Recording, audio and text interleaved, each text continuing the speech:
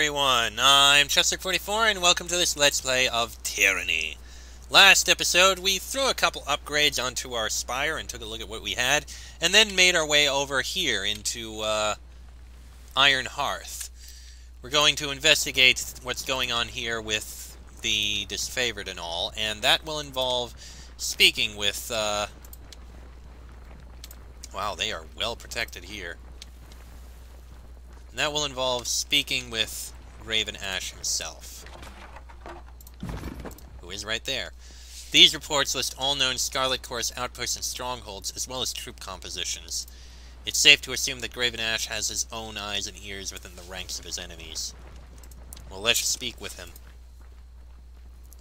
Fatebinder, it is good of you to report in. These days it is difficult enough to judge friend from foe. I am pleased to recognize you as the former of the two. Ashe favors you with a curt nod. I see you brought the voices of Narat's spying whore to my doorstep. Lest you think me amused by your irresponsible conduct, know that I am not. Verse is a useful ally. I need her on my side. At least until we get tired of each other. Don't worry, old man, I'm not going to drive a blade into your spine. Not while you're wearing a breastplate as thick as the old walls, anyway. Graven Ashe glares at Verse and returns his severe expression back to you. His mouth is set to a disapproving line, and he seems on the brink of saying more, but waves off the matter. After what transpired at Vendrian's Well, the disfavored must hold fast to our allies. You are here because of your support at the siege, but I don't mistake your confidence for devotion. The Scarlet Chorus would not have you. Tunon is my master, and he stands above your petty squabbles. If he stood above them, then he could see well enough how the voices of Narat has conspired against our forces since the beginning. No, for all his claims of objectivity, I have my suspicions that your adjudicator is as compromised by this war as any of us. What is it you require? We have a realm to conquer in the name of Kairos. What is our next move? Glory to the Overlord! He shouts, and the breastplates of the surrounding disfavored rattle with their salutes. With the voices of Narat's betrayal of our cause, our mission to control this forsaken peninsula has become all the more dire. We had thought the Vendrian Guard were the final death rattle of this region's defiance. We were wrong. The Tears have risen up against Kairos, emboldened by their countrymen. And while the disfavored labor to maintain order, that serpent, the voices of Narat, grows his army of lunatics and sellswords, preparing to lash out when we least suspect it. I can only imagine that the voices is driving his gangs mad with plots to storm this fortress. There can be no peace while the voices of Narat lives, and no order while the Scarlet Chorus rampage across these lands. The elimination of chaos must be our first priority. Then we'll have our time to govern the Tears as Kairos intended. Can we depend upon your support against the Scourge? Tell me more of the Tears uprising. I try not to bother myself with the details. Those objectors will be dealt with and forgotten soon enough. I know of the Unbroken, a group of former stalwart miscreants that arose in the Blade Grave, arming themselves with a misguided sense of national pride. Beyond them, the dissident elements of this fallen realm interest me little. What would you have me do? Our position in the Blade Grave is far from secure. We need to establish ourselves in the region in order to cultivate our strength from the battle to come. As soon as I am confident in our chances, we will depart this realm and wipe the Chorus threat from the face of Taratus. The Unbroken, former daughters and sons of Stalwart, vex our attempts to secure this region. The Edict of Storms offers them cover. They slip past our patrols in the light of day, hiding their movements behind clouds of dust and debris. Kairos casts this blight upon the country to set an example, not to plague those of us loyal to the north. You must travel to Sentinel Stand and seek out Stratus Herodin. He is the last of the old stalwart bloodline who called themselves regents. Put him to the sword and end this edict once and for all. Pardon me, my throat. Who is Stratus Herodin? The last of an elder bloodline that ruled Stalwart and maintained its dignity. He's also a filthy coward. During the last battle of Stalwart, he crouched behind the walls of Sentinel Stand Keep and refused to meet our forces on the field of battle. Why is he so important to the edict? You should know that better than anyone. Did you not proclaim Kairos' will upon the realm of Stalwart yourself? He would neither surrender nor impel his soldiers to do so. As such, Kairos decreed that storms would ravage the country until the regent was dead. Stratus Herodin was free to kill himself, of course, but he was either too proud or too gutless for the task. Why has no one killed Herodin yet? Because he persists in crouching behind the walls of Sentinel Stand. With the Edict of Storms raging around the Citadel, no one has been able to enter or exit since the last year of the conquest. No bird or missive has left the wind wall either. The Edict is all the proof we have that Herodin still lives. Tell me of the Edict of Storms. Kairos visited this plague upon the people of Stalwart to punish their leader's cowardice. We had thought the edict would have been dispelled long ago, but to our dismay, it endures. The rust and debris filling the air is a source of constant irritation, and hampers our ability to conduct this war on our terms. You should consider the subjugation of Stalwart and the ending of this edict tasks of equal importance. Thankfully, your goals are well matched. The persistence of the edict is tied to Herodin's bloodline. Kairos decreed that the storms will continue until the last of the regents is slain. End the regents to end the edict and return to me victorious. I understand what must be done. I'll make for the Blade Grave at once. Find the last regent. Kill him, end this Edict of Storms, and staunch the seeping wound of rebellion once and for all. The downfall of the Unbroken and the old regent will send a message throughout the tiers. Our rule is absolute, and dissidence will not be tolerated. I will travel to Sentinel Stand and judge my findings. If your perspective is as lawful and orderly as it ought to be, the right path should seem clear. The Unbroken must be destroyed and the edict must end.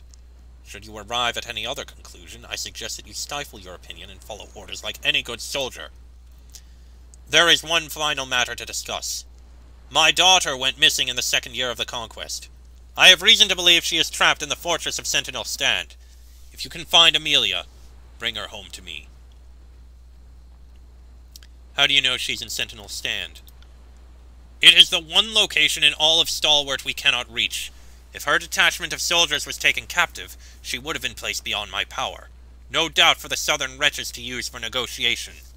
His expression twists with distaste. Tell me about Amelia. She has her father's stubborn persistence. She is an excellent fighter, though more brazen and eager to test herself on the field of battle. I have objected to this disposition in the past, but it seems as integral to her being as the very breath she draws. Our relationship has endured its challenges. The last several years I have been a better general to her than a father. Once the war is over and she is restored to the Legion, I hope we can find it in ourselves to know each other once more. What makes you think she's still alive? We have traveled together through this fallen, corrupt land. You are no doubt aware of the aegis I extend to my troops. It is the boon I grant my northerners for loyal service and devotion to our shared cause. As my army feels my guardianship, I am keenly aware of them in return. Their concern, their pain, it is my burden to carry as their leader. Amelia is alive. I have awoken at night in cold sweats, my bile rising with violence. What torment she suffers at the hands of those stalwart animals is a mystery. I only want her restored to heal in the company of the Legion. Could she have willingly abandoned her duties? As her father and general, I'm ashamed you would even ask it. I hold my soldiers to a standard that would seem impossible to the rabble the court sees on a day-to-day basis. My daughter is no exception. If I find her, I'll ensure her safe return. That is all I ask. Amelia is but one soldier, yet if I had the forces to dispatch, I would make her retrieval my highest priority. She is a commander of the highest renown and a paragon of northern values. Fatebinder, I offer you my support on this mission. The Blade Grave is a place of memory. I left many cohorts buried among the ruins, and no small part of myself as well. Could you elaborate? The matter is a sensitive one, but I fear to speak in the company of the great general, though he doubtless knows it already. Barrack attempts to stand tall before Graven Ashe. Speak on, son of Barraconan. Nothing I've seen you accomplish in the field has diminished you in my eyes, and I know my soldiers as well as I know myself. Ashe nods with approval. I lost countrymen by the hundreds in the last day of the stalwart campaign, and for my troubles I became fused within this armor. The blade grave is the last place I ever felt human. That is all I will say about it now. The last battle of Stalwart was a terrible time, perhaps most of all for you who survived. I mourn those we lost, and recite their names often during the morning drills. We cannot restore their broken bodies to the north, but we can remember them as they were. Is that all? Your manner has changed. Barrack stands straighter, and for a moment you can't tell if he's going to lash out or crumple into himself. You are prepared for anything. After a long pause, his shoulders sag the slightest bit. My cohort marched on Sentinel Stand to complete a mission. We failed. The walls of the keep defied us, and the last regent of Stalwart refused to meet us in battle. The coming of Kairos' edict cut us off from our objective. Because of this, the Blade Grave is also a place of regret. You have much invested in this mission. Of course you can accompany me. I appreciate that, Fatebinder. Graven Ashe is attentive and understanding to each of his troops, and it pleases me to see his example in you. And in you, Armored One. Never forget that I found you at the mere germination of your potential, and you have accomplished much in the ensuing years. Thank you, General. Though it's impossible to tell through his helmet, you assume that Barrack is blushing. Your map is already marked with the position of Sentinel Stand. It would take me 100 lifetimes to forget those old walls, or the day the edict shattered our advance. I have further questions for the Archon of War. Ask, Fatebinder. Take care with your time. The Unbroken crawl over this territory like ants, unchecked by our northern boot. I want to know more about the Disfavored. We are more than a mere army.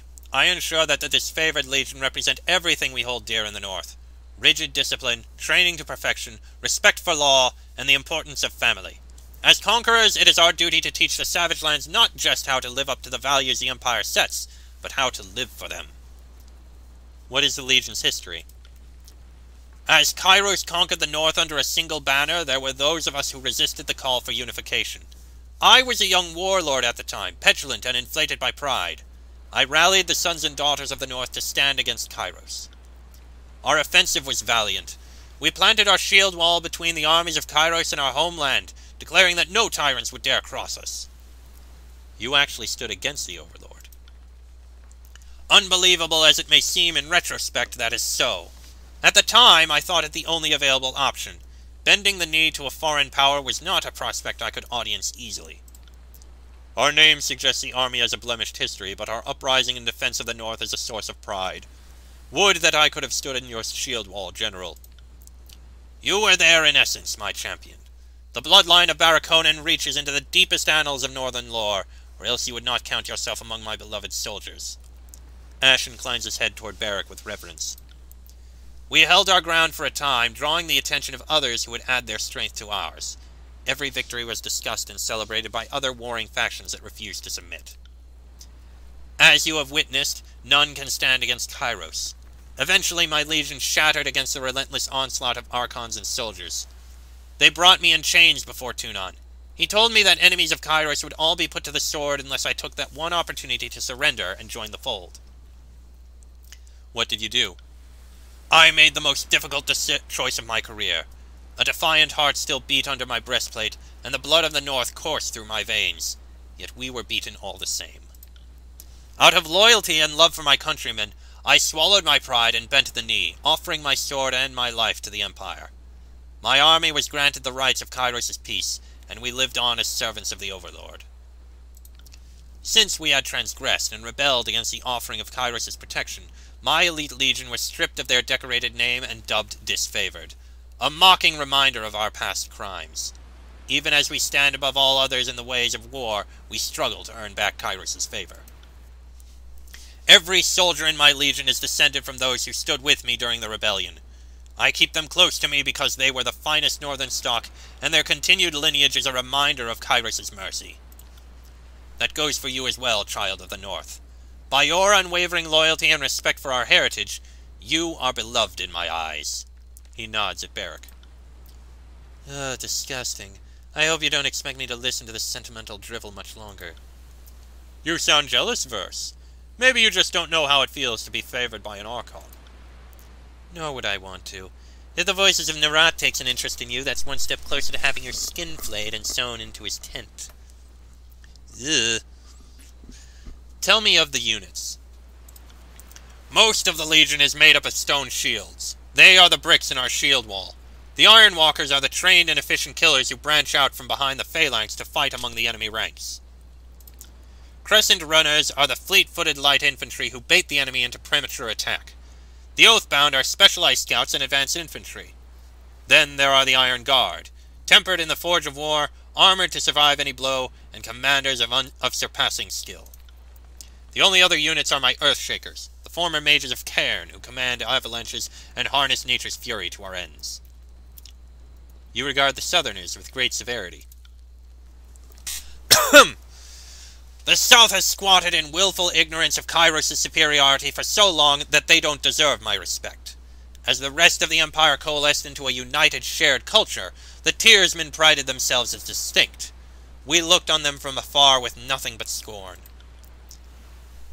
All I see in the Tears confirms my bias. There is lawlessness, neglect, corruption, infighting. Everything the vaunted North has disposed of through a superior breeding and culture.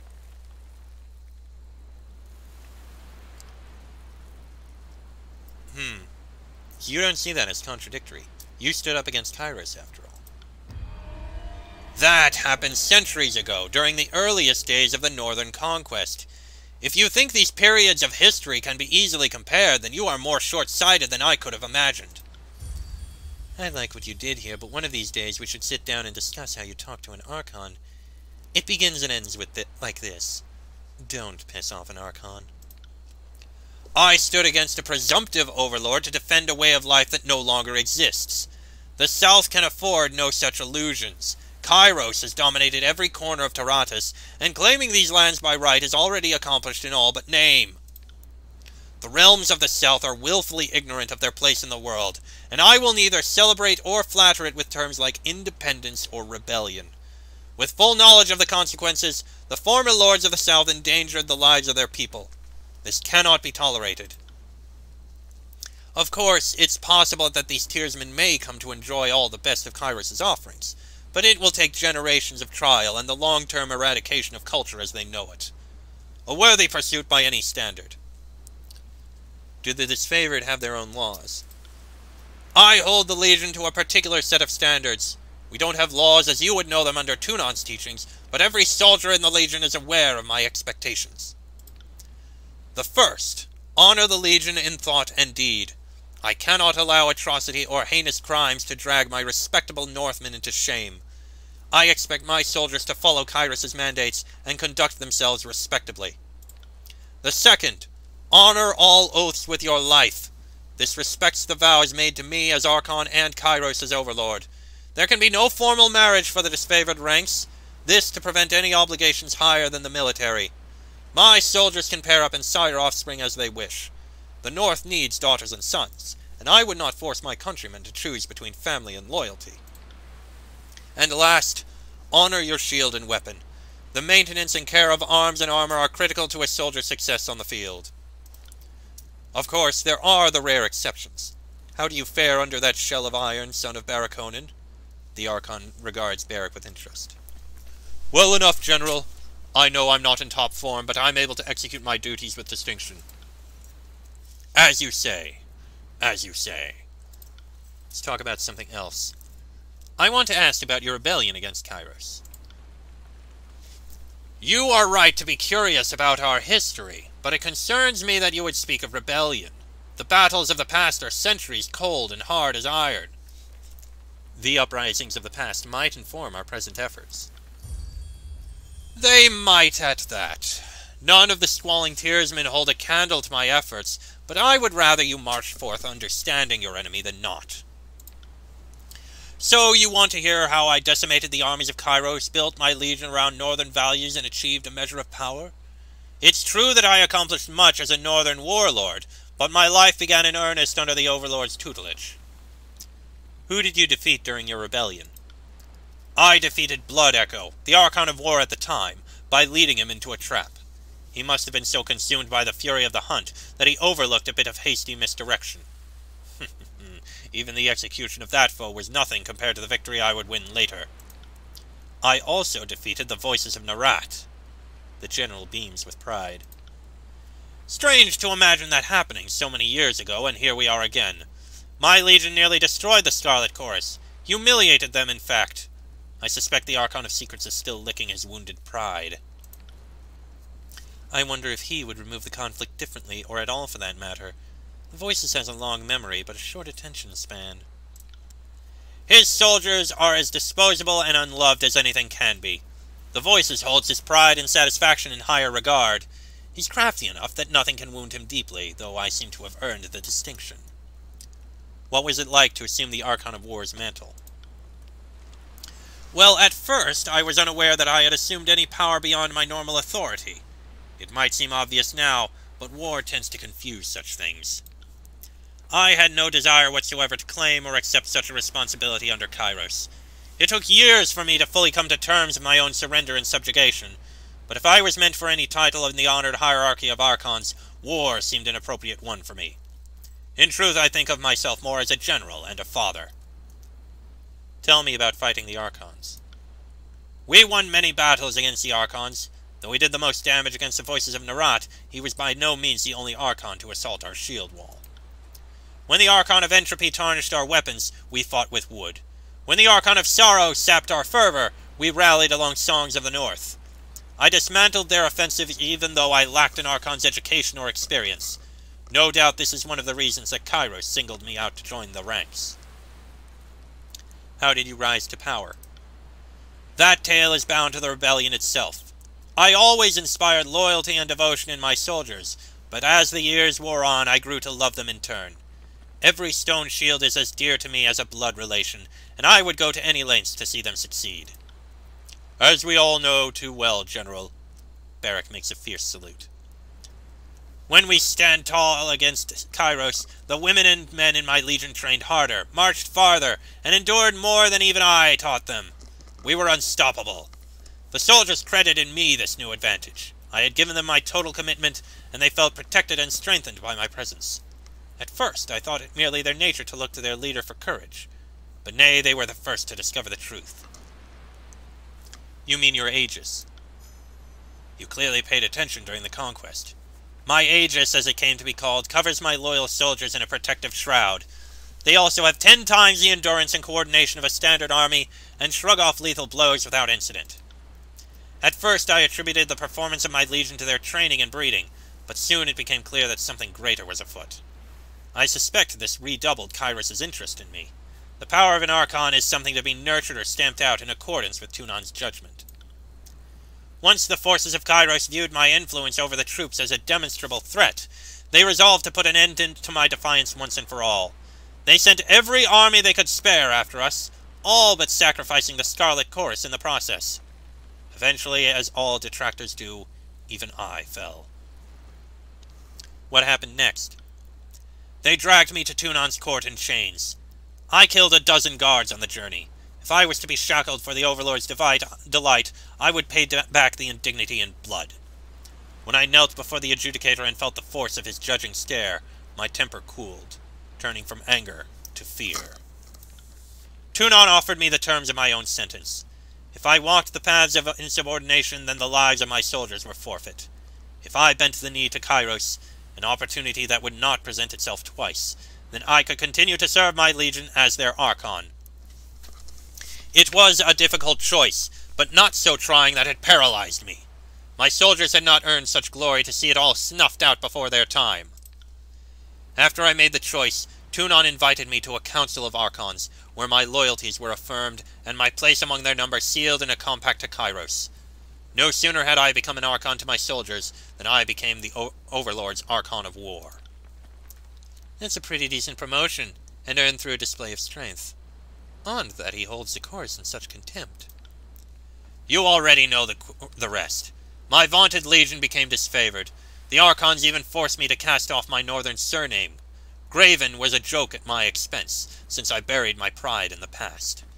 I am a vassal of Kairos now, but the protection of my soldiers is secure. I have guided their family lines across generations, and the disfavored show no signs of slowing. Do you ever wish you had remained defiant to Kairos? What? What is that, Fatebinder? I hope I didn't just hear you utter those words. You're walking a fine line asking the Archon these sorts of questions, Fatebinder. I would take care how you address the General in the future. I ask you a question, General. As Tunon's Fatebinder, I deserve an answer. You go too far questioning the General like this. Don't say you weren't warned. You deserve nothing. You think just because the Adjudicator gives you a measure of authority that I am obligated to disclose my thoughts to the likes of a legal clerk? I am not as giving as Tunon. My trust is earned, and your impertinence in thinking you're warranted anything sours any estimate I have of your worth. I have never second-guessed my decision. Had I remained defiant, my beloved Northerners would have faced execution, and by my own hand I would have followed them to the grave. The North fell to Kairos. I mourned for the old ways even as I served the Conqueror's will, but over time we rose to become greater than a short-sighted warlord could ever dream. The next time you question my loyalty, remember what I have done in the name of army and country. I am the Archon of War. If you seek an expert in backstabbing, perhaps you would be better served in the voices of Narat's company. I hope we understand each other. I apologize, Archon. Why even bother posturing for this one? He's hundreds of years old. We're just gnats swirling about his head, quickly forgotten. Words are easier to forgive than actions, but take care that you don't offend me in the future. Your guileless questioning reeks of accusation, and most Archons will not heed the difference. Tell me about your connection with your soldiers. Every member of the disfavored is as precious to me as family. Their bloodlines are known and respected, their performance in combat beyond every expectation, and I would go any length in their service. They call me General or Archon, yet I consider myself a servant and guardian of these excellent men and women.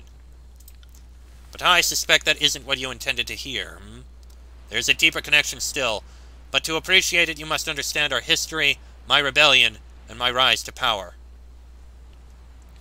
I've heard those tales already, but I'd like to hear more about the link itself.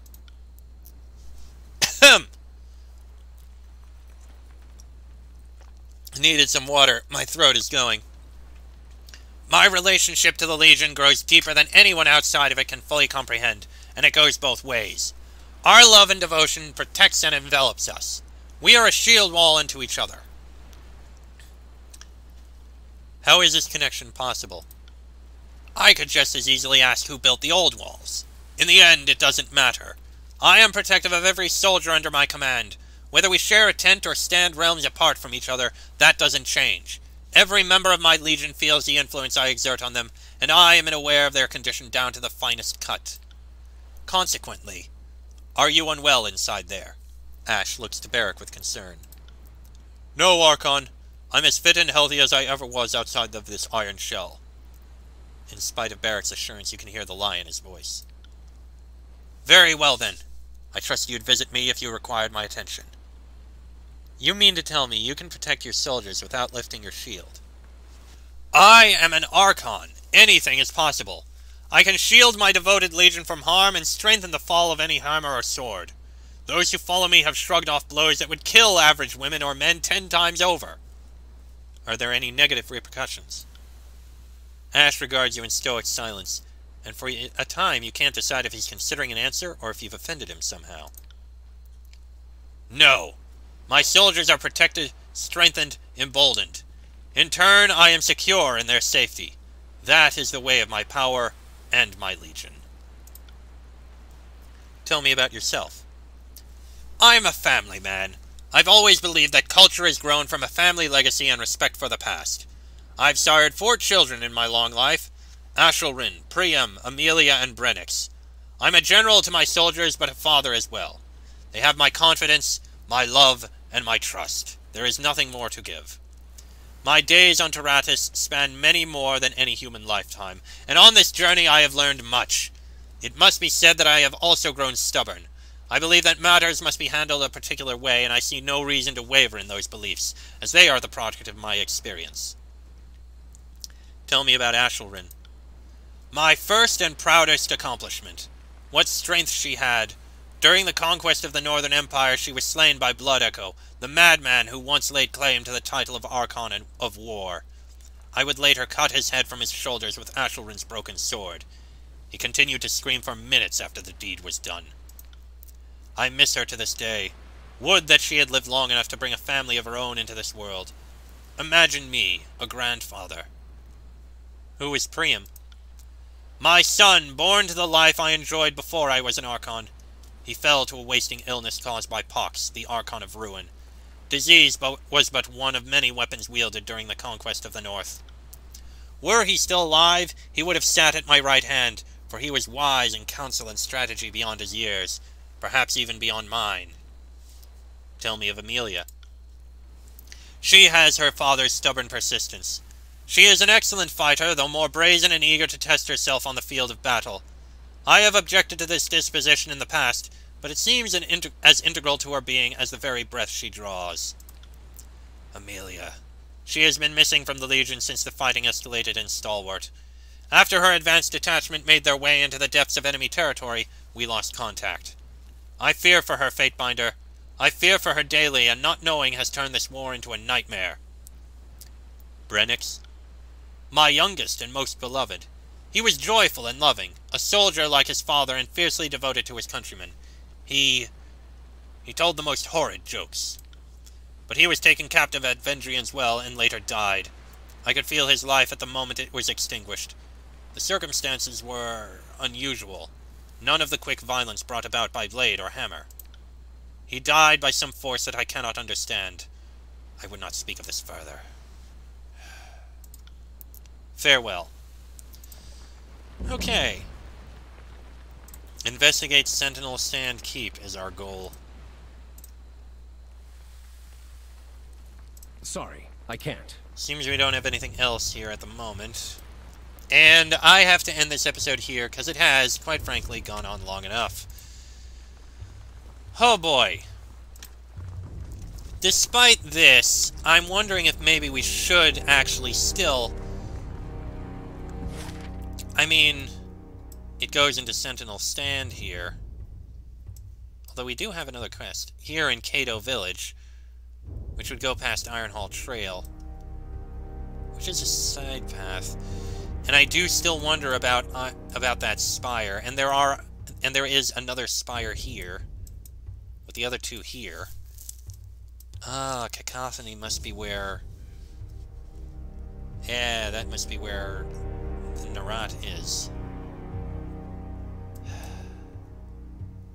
I don't know. I want to take a look at Sunset Spire there in Haven. I may end up fighting. We may go to Cato Village first. Cato submitted to the disfavored early in the war to avoid bloodshed, and has since been used as a supply depot by Graven Ashe's forces. Unfortunately, this has made it the subject to chorus raids, which have left its survivors questioning the wisdom of their decision. I think we'll leave Sentinel Stand alone for now. I want to take a look at these other directions. But that'll be in the next episode, so until then... Oh, neat. I can do that. Something to keep in mind. But until then, I am Chester44. That is Jason Pendragon, Barrack, Verse, and Lantry. This has been a Let's Play of Tyranny, and I shall see you all next time.